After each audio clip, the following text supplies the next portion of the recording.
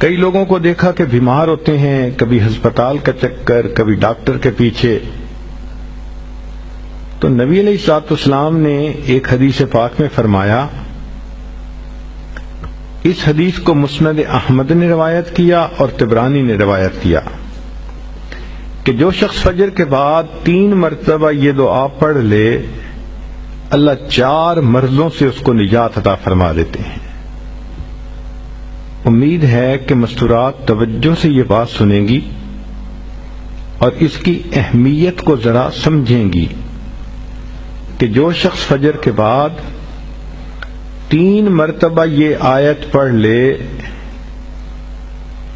تو اللہ تعالیٰ اس کو 4 بڑے بڑے مرضوں سے بچائیں گے. نمبر 1، پاگل پن. اگر کوئی آدمی مینٹلی ان بیلنسڈ ہو، ریٹارڈڈ ہو،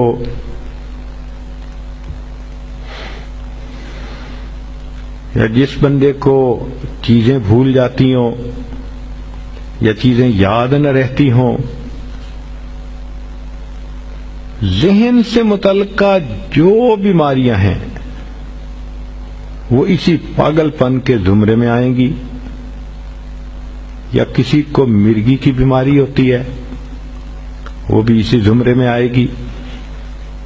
تو پہلی بیماری جو اللہ تعالیٰ دور کرتے ہیں وہ ہے پاگل پن، اور دوسری بیماری کوڑ پن.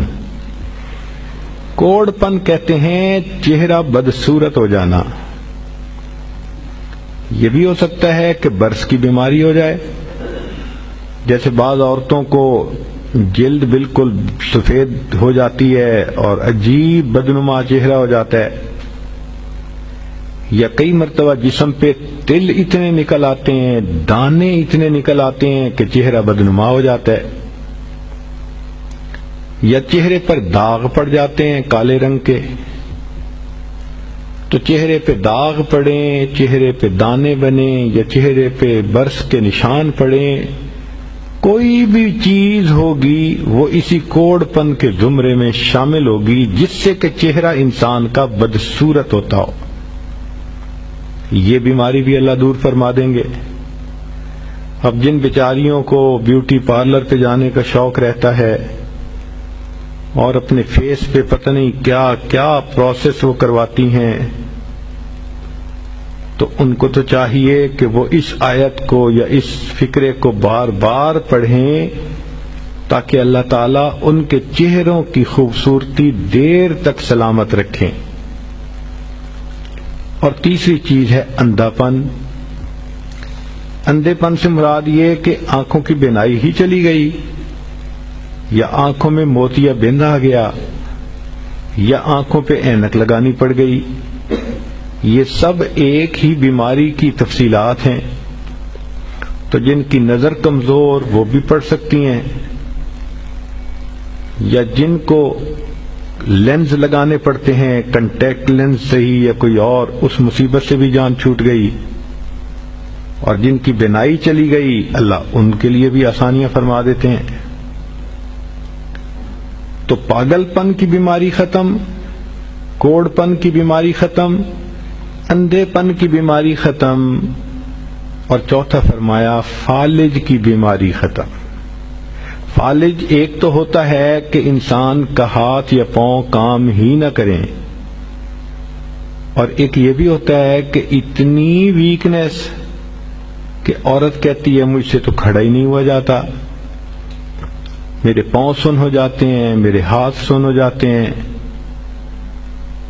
یہ ساری چیزیں کمزوری اور فالج کی ابتدائی سٹیجز ہیں. تو یہ سب چیزیں ٹھیک ہو جاتی ہیں.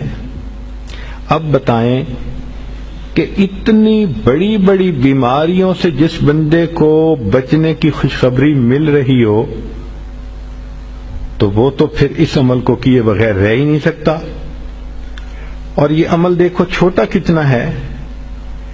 وہ جو فکرہ فرمایا حدیث میں وہ ہے سبحان اللہ العظیم وبحمدہ ولا حول ولا قوة الا باللہ.